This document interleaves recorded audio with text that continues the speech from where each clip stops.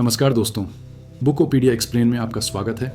आज हम बात करेंगे एक ऐसी किताब की जिसने पिछले 90 सालों में करोड़ों लोगों की ज़िंदगी बदल दी है, और वह किताब है डेल कार्नेगी की how to win friends and influence people, यानी लोगों को दोस्त बनाने और प्रभावित करने की कला। आज के डिजिटल युग में जहां हम लाइक्स और फॉलोअर्स के पीछे भागते हैं, ये समझना बहुत ज़रूरी है कि असली कनेक्शन स्क्रीन पर नहीं बल्कि दिलों में बनते हैं। और ये किताब हमें वही सिखाती है, ह्यूमन इंजीनियरिंग की वो बारीकियाँ जो आपको न सिर्फ एक बेहतर कम्युनिकेटर बनाएंगी बल्कि एक ऐसा लीडर भी बनाएंगी जिसे लोग प्यार करें, न कि जिससे डरें। तो चलिए शुरू करते हैं। Part 1, fundamental techniques in handling people, यानी लोगों को संभालने के बुनियादी तरीके। पहला और सबसे बड़ा नियम है डोंट क्रिटिसाइज, कंडेम और कंप्लेन, यानी आलोचना, निंदा या शिकायत न करें। दोस्तों, ह्यूमन नेचर ऐसा है कि कोई भी खुद को गलत नहीं मानता, चाहे वो अल कैपोन जैसा गैंगस्टर ही क्यों ना हो। वह भी अपने आप को सही ठहराता था। जब आप किसी की आलोचना करते हैं तो आप दरअसल उनके सेल्फ स्टीम पर हमला करते हैं, और जवाब में आपको सुधार नहीं बल्कि डिफेंस और रिजेंटमेंट मिलता है। महान वैज्ञानिक बेंजामिन फ्रैंकलिन कहते थे, मैं किसी की बुराई नहीं करूंगा बल्कि हर किसी की अच्छाई के बारे में बात करूंगा। तो अगली बार जब आपको गुस्सा आए तो रुकिए और आलोचना करने के बजाय सामने वाले के नज़रिए को समझने की कोशिश कीजिए। दूसरा नियम है give honest and sincere appreciation. William James, जो अमेरिकन साइकोलॉजी के पिता माने जाते हैं, उन्होंने कहा था कि ह्यूमन नेचर का सबसे गहरा सिद्धांत है अप्रिशिएशन की लालसा।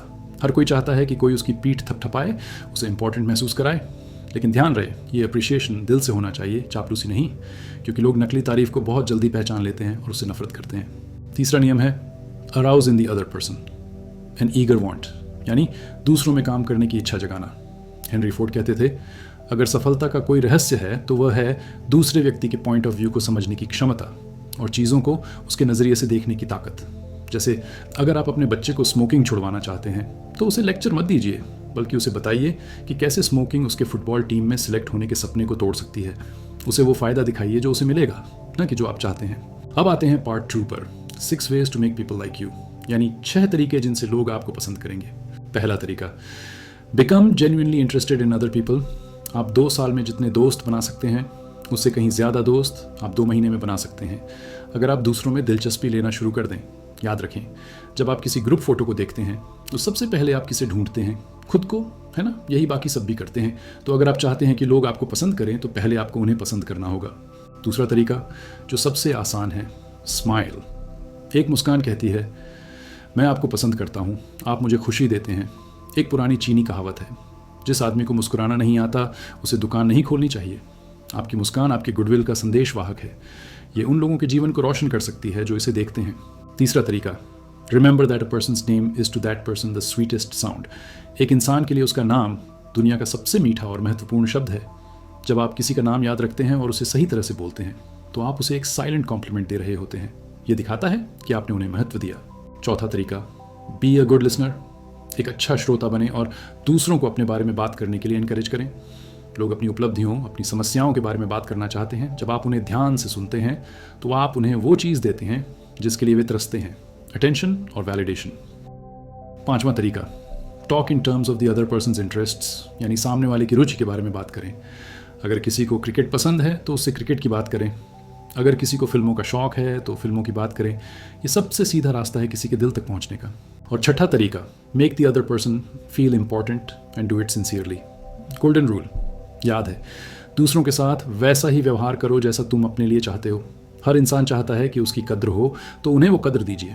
छोटी छोटी बातें जैसे थैंक यू, सॉरी, प्लीज़, ये सब रिश्तों में तेल का काम करती हैं और जीवन की मशीनरी को सुचारू रूप से चलाती हैं। अब बढ़ते हैं पार्ट 3 की तरफ, how to win people to your way of thinking, यानी लोगों से अपनी बात कैसे मनवाएं। सबसे पहला नियम, the only way to get the best of an argument is to avoid it. बहस से बचने का ही एक तरीका है, और वो है उससे बचना। बहस में आप कभी जीत नहीं सकते, क्योंकि अगर आप हारते हैं तो आप हारते हैं, और अगर आप जीतते हैं तो भी आप हारते हैं, क्योंकि आपने सामने वाले का दिल दुखाया है और उसका ईगो हर्ट किया है। दूसरा नियम, show respect for the other person's opinions, never say you're wrong. कभी भी किसी को सीधे मत कहिए कि तुम गलत हो। ये सीधे उनकी बुद्धिमत्ता और सम्मान पर हमला है। इसके बजाय कहिए, हो सकता है मैं गलत हूँ, चलिए तथ्यों को देखते हैं। ये विनम्रता सामने वाले को भी निष्पक्ष बनने पर मजबूर कर देगी। तीसरा नियम, if you are wrong admit it quickly and emphatically. अगर आपसे गलती हो जाए तो उसे तुरंत और पूरे जोर के साथ स्वीकार करें। अपनी सफाई देने की कोशिश न करें, जब आप खुद अपनी आलोचना करते हैं तो सामने वाले का गुस्सा शांत हो जाता है और वह उल्टा आपको डिफेंड करने लगता है। चौथा नियम, begin in a friendly way. एक बूंद शहद एक गैलन जहर से ज़्यादा मक्खियाँ पकड़ता है।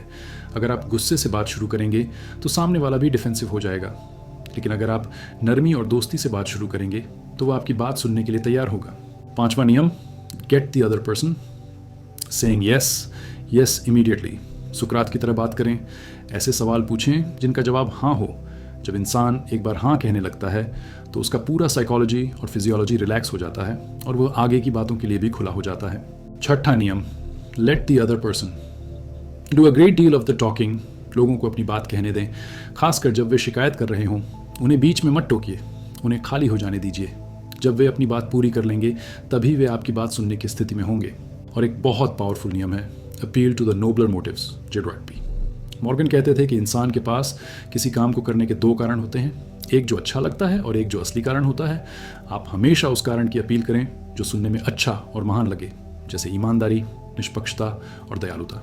अंत में part 4, be a leader, how to change people without giving offence. अगर आपको किसी की गलती बतानी ही है तो begin with praise and honest appreciation. जैसे डेंटिस्ट इंजेक्शन लगाने से पहले सुन्न करने वाली दवा लगाता है, वैसे ही आलोचना से पहले तारीफ करें, यह दर्द को कम कर देता है। गलतियों को सीधे ना बताएं, call attention to people's mistakes. Indirectly और किसी की आलोचना करने से पहले अपनी गलतियों की बात करें, talk about your own mistakes. First, ये सामने वाले को यह महसूस कराता है कि आप भी इंसान हैं और आप उन्हें नीचा नहीं दिखा रहे हैं। आदेश देने के बजाय सवाल पूछें, ask questions instead of giving direct orders. जैसे क्या तुम यह कर सकते हो या क्या यह तरीका बेहतर होगा। इससे लोगों को लगता है कि फैसला उनका है और वे उसे ज़्यादा अच्छे से करते हैं। और सबसे ज़रूरी बात, let the other person save face. किसी को भी सबके सामने शर्मिंदा ना करें, उनकी इज्जत बचाएं और उनकी छोटी से छोटी प्रगति की भी तारीफ करें। Praise the slightest improvement and praise every improvement. इससे वे और बेहतर करने के लिए प्रेरित होंगे। तो दोस्तों, ये थे वो सिद्धांत जो आपको एक मास्टर ऑफ इन्फ्लुएंस बना सकते हैं। लेकिन याद रखें, ये कोई ट्रिक्स नहीं है जिन्हें आप चालाकी से इस्तेमाल करें। ये जीवन जीने का एक तरीका है। जब आप सचमुच लोगों की परवाह करेंगे तो ये सिद्धांत अपने आप आपके व्यवहार में आ जाएंगे। बुकोपीडिया एक्सप्लेन से जुड़ने लिए बहुत बहुत धन्यवाद। अगर आपको यह समरी पसंद आई तो इसे अपने जीवन में उतारें और देखें कि कैसे दुनिया आपके लिए बदल जाती है। मैं रवि रंजन अब आपसे विदा लेता हूँ। जय हिंद, जय भारत।